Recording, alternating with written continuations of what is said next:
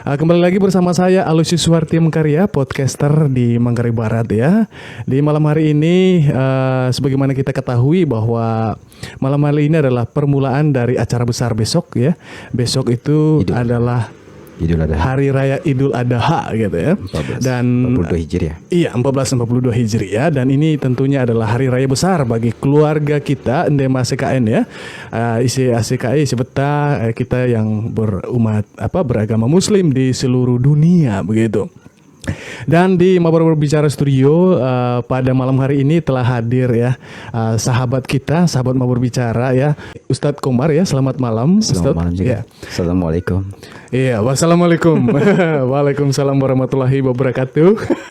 Oke, terima kasih Ustadz ya sudah meluangkan waktu untuk berada bersama kita di malam hari ini untuk berbagi makna di balik hari raya besar ini Ustadz ya, begitu. Ya, saya juga ucapkan terima kasih karena malam ini saya diundang sebagai tamu spesial. Iya, luar biasa. Belum pernah terpikir sebelumnya untuk hadir di sini. Terima kasih kepada adik saya Alusius. Iya, terima kasih juga. Ya, sebagaimana kita ketahui bahwa memang Ustadz ini adalah salah satu umat beragama Muslim dan berdomisili di Marombok. Beliau adalah ketua dari Khatib Kabupaten Manggarai Barat. Ketua Ikatan Khatib Kabupaten Manggarai Barat. Iya. Ya. Oke. Boleh diceritakan Ustadz bagaimana Khatib ini?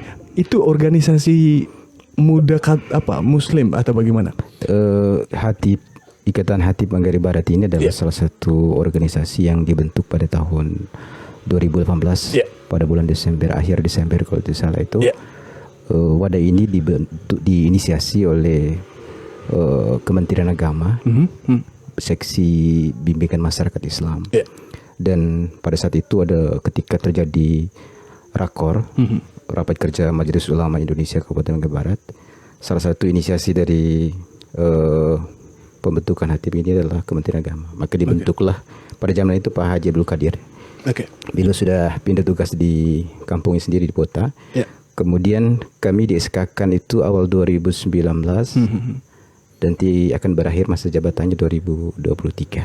Jadi wadah ini wadahnya kumpulan para dai muda yang terlibat di sini, ingin menyebarkan bagaimana Islam ini ada sebagai satu rahmat, tidak hanya bagi umat Islam sendiri tapi bagi semua masyarakat, lebih khusus masyarakat Manggarai Barat yang majemuk. Kehadiran kami sini adalah sebagai benteng itu, menjaga ini kemajemukan ini, sehingga para dai betul-betul ketika mereka tugas di setiap masjid, mereka betul-betul pahami betul bahwa mereka berada di tengah masyarakat yang majemuk seperti itu. Ya, luar biasa tentunya ya, bahwa memang kehadiran dari apa sebutannya, bagaimana melafalkannya itu tadi kayak Hadib ya. Oke, saya agak sulit Ikatan Hadib itu ternyata dia memiliki peran yang sangat mulia begitu ya, menjaga pluralitas gitu. Luar biasa sekali. Itu kalau programnya Ustadz, selama ini program dari organisasi program yang sudah berjalan untuk yang 2021 ini yang pertama itu adalah distribusi Khatib di setiap masjid. Masjid dan musola yang ada di Mabar ini sampai ke tingkat kecamatan. Bahkan wadah ini sudah setiap kecamatan itu sudah terbentuk. Selain itu juga, selain pendistribusian para Khatib setiap Jumat, hari raya, yang kedua itu adalah adanya workshop atau pelatihan bagi para imam, para petugas-petugas masjid itu.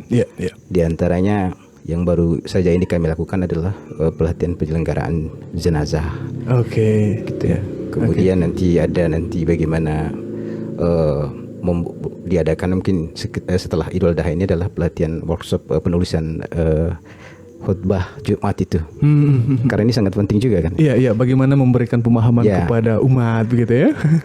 Salah satu kunci penting suasana damai baik di kalangan umat Islam maupun di luar Islam itu adalah salah satu kunci penting adalah bagaimana khutbah-khutbah yang disampaikan itu adalah sejuk. Betul. Khutbah yang disampaikan itu adalah membangun betul ruhani daripada umat itu sendiri agar mereka sadar bahwasannya mereka ini adalah hidup di dunia dan sebentar lagi akan menghadap Tuhan. Oke. Nah, ada beberapa program lain lagi seperti nanti setelah ini ada namanya tahsin Quran. Karena kendala Maghrib Barat ini kendalanya dari sisi SDM. Para dai ini. SDM yang mayoritas mereka para dai ini latar belakangnya bukan dari latar belakang seperti kalau di keluarga kita yang Kristiani itu ada pastor, mereka sekolah pastor atau sekolah frater. Rata-rata di Mabar ini kan mayoritas itu adalah bukan dari latar belakang mereka alumni dari pondok pesantren. Mereka masuk di perkuliahan SD SMP-nya sekolah umum, masuk di perkuliahan ambil jurusan pendidikan agama Islam.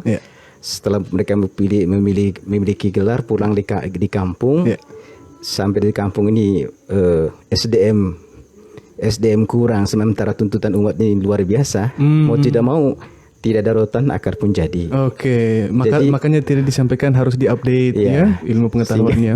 Sehingga kehadiran kami ini adalah memperdayakan teman-teman para hatib yang muda ini. Ada juga yang dari pondok juga mereka minim dengan pengalaman. Karena ketika dulu belajar dengan realita di masyarakat kan berbeda seperti itu. Maka mereka juga perlu kita akan bina terus. Total yang ada di Roban Bajo ini sekitar 53 orang hatib. Kalau yang di kecamatan itu ada 7 kecamatan, jumlahnya kurang lebih sekitar 150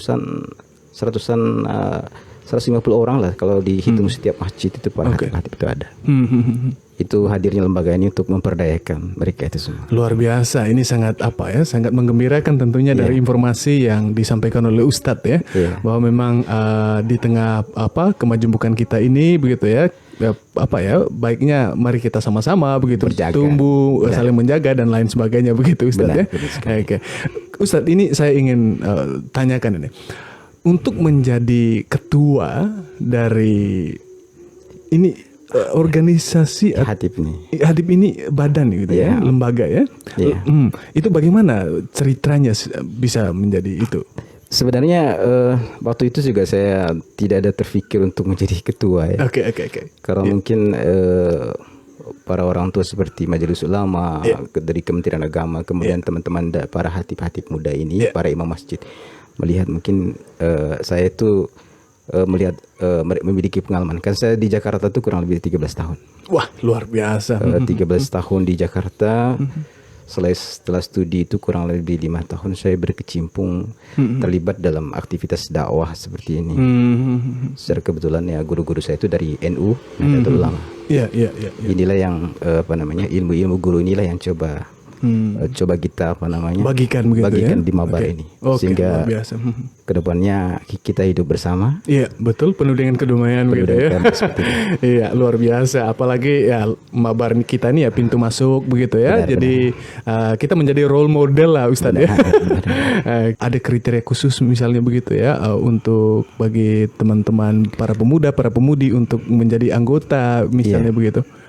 Memang standarnya ada standar yang paling dasar sekali. Ada 3 standar kriteria yang diberikan oleh Majelis Ulama Pusat. Itu pertama, setidaknya dia memahami baca Qur'annya, pendalaman agamanya cukup dan baca Qur'annya bagus. Itu. Baca Al-Quran. Karena baca Qur'an dengan baca yang lain kan ini berbeda ini. Baca Qur'an ini bahasa Arab, memerlukan orang yang sudah punya pengalaman dan belajar tentang hal itu. Kemudian yang kedua adalah wawasan kebangsaannya bagus. Yang ketiga itu adalah barometernya, bisa dijadikan tuntunan bagi umat dan masyarakat itu adalah memiliki etika atau moral yang bagus di tengah masyarakat. Iya, memang ini maaf. Itu standar yang paling dasar itu. Iya, luar biasa. Saya bukan memuji ya. Saya amati memang Ustadz ini inspirator lah bagi anak-anak muda begitu. Saya amati sangat sejuk begitu ya. Pergaulannya sehari-hari, bahkan ketika misalnya kita berada di komunitas sekolah dulu gitu ya, kita lihat di SMIP itu Ustadz sangat sahdu lah gitu. Ya. Iya. Padahal awalnya saya di Jakarta 13 tahun, berapa tahun saya berkecimpung. Saya tidak ingin kembali untuk terlibat dalam hal seperti ini. Gitu ya. Dulu tuh saya ingin hanya ngajar pulang rumah, udah sholat ibadah sendiri, tidak mau naik mimbar lagi atau ceramah ke sana undang sana, tidak mau. Tapi karena itu tadi, ada saya teman yang tahu, kemudian saya melihat juga kebutuhan mabar ini sangat luar biasa kan kehadiran kita gitu. Ibarat kita ini seperti cerek air, kemudian orang-orang ini membutuhkan air, kita harus tuang ini air ke gelas-gelas itu. Seperti itulah. Yang saya rasakan sekarang malah ada sedikit penyesalan. Bukan apa, kenapa dulu saya tidak banyak belajar ketika di Jakarta gitu. Melihat realita yang ada sekarang dan tuntutan masyarakat terutama kaum muslimin ini luar biasa terhadap kehadiran kami ini. Oke. Ya. Tapi sekarang itu sudah itu ya Ustadz ya, sudah menyebar begitu ya di semua komunitas keluarga besar Muslim kita di seluruh Manggarai Barat atau bagaimana? Memang tantangan yang terbesar ketika awal ini wadah ini dibentuk, karena ini kan SK kami dari Kementerian Agama. Tantangannya itu adalah bagaimana merubah image kebiasaan lama masyarakat Mabar itu. Misalnya saja contoh dalam hal misalnya ketika seorang khatib atau penceramah hadir di masjid mengisi khutbah Jumat misalnya seperti itu. Dulunya kan tidak pernah terfikirkan bagaimana minimal uang transportnya, itu tidak pernah terfikirkan sebelumnya. Ketika kita hadir itu ya salah satu yang kita usahakan bagaimana mereka yang datang ini juga harus dihargai. Bukan dibayar, tapi setidaknya mereka ini dihargai sebagai seorang ustadznya seperti itu. Itu yang coba kita bangun selama ini ya, dan berjalan 2 tahun ini sudah ada perubahan. Ada 15 masjid di Kota Labuan Bajo ini sudah berjalan dengan baik. Luar biasa. Dan kesadaran dari pengurus masjid dan umat itu sudah mulai bagus saya lihat itu. Dan itu yang saya rasa, saya juga cukup senang. Alhamdulillah. Awalnya memang saya bilang setengah mati kita berawal bergerak tidak ada dana, keluar kocek sendiri, membesarkan organisasi bagaimana ini ke depan? Karena organisasi kalau tanpa dukungan finansial kan betul tidak akan berjalan juga. Tapi itu tadi karena kita punya tekad yang kuat, apapun kendalanya kita akan hadapi seperti itu. Betul. Akhirnya dalam perjalanan banyaklah kesadaran dari kaum muslimin yang berada gitu ya, mereka membantu perjalanan kami, dan alhamdulillah 2021 ini terrealisasi program-program yang kita jalankan. Luar biasa. Jadi luar biasa dukungan daripada kaum muslimin Mabar terhadap organisasi. Wah, tentu kita semua apresiasi ya untuk keluarga besar ya umat muslim se-Kabupaten Manggarai Barat gitu ya, isi Inang gitu, isi Amang gitu ya, atas partisipasi mungkin begitu Ustaz ya, sehingga organisasi ini berjalan dengan baik hingga saat ini begitu ya. Oke, Ustaz. Selain Ustadz sendiri berprofesi sebagai figur ya, yang bagaimana dalam hal ini membantu memberikan atau sharing knowledge begitu ya, memberikan pemahaman, ilmu pengetahuan tentang agama dan lain sebagainya. Apa kesibukan lain dari Ustadz sendiri? Saya sebenarnya kesibukan utama saya itu sebagai pengajar, staf pengajar di SMK 1 Labuan Bajo. Saat ini mengajar mata pendidikan agama Islam. Dan saya bersyukur wadah ini juga yang menjadi wadah luar biasa bagi saya. Kalau saya mungkin tidak berada di wadah ini, mungkin saya tidak dikenal oleh masyarakat Mabal pada awal. Saya ucapkan terima kasih kepada kepala sekolah dan teman-teman yang ada di SMK 1 Labuan Bajo yang sudah mensupport saya, dan saya rasa teman-teman sana welcome dengan kehadiran saya, dan luar biasa respon mereka gitu. Saya pikir memang harus welcome lah ya, karena memang Ustadz saya sekilas beberapa tahun ya kita bersama begitu, bagaimana saya amati ya sangat itu ya, bagaimana saya membahasakannya sangat enak lah gitu ya, sangat sangat ideal begitu. Kita berada di tengah pluralitas begitu.